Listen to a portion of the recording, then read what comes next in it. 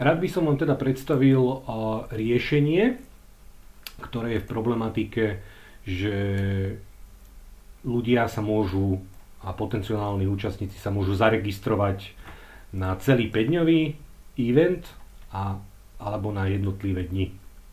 Takže dalo sa to riešiť pomerne jednoducho a v podstate my vidíme aj počet účastnených na jednotlivé dni aj celkovo ako 5-dňový program.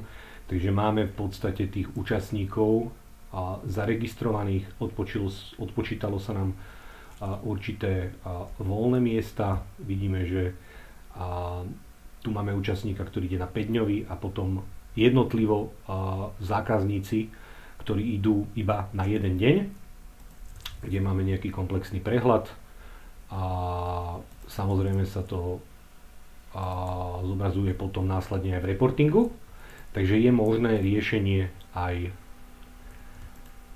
individuálneho prihlásenia na iba určité dni za špecifickú cenu.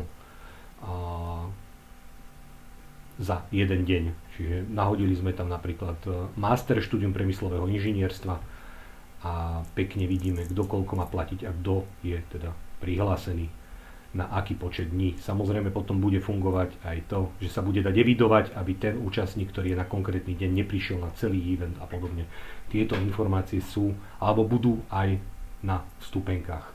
A následne tu vidíme aj reporting k tomu.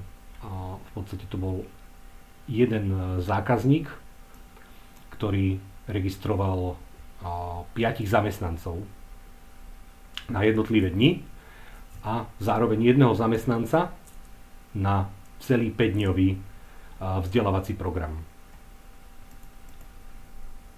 Je otázne, či budete riešiť tú registráciu a web cez Odoo, čo je určite lepšie, alebo sa bude prepájať vaša existujúca, alebo tie dopyty z vašej existujúcej stránky sa budú prepájať z Odoo.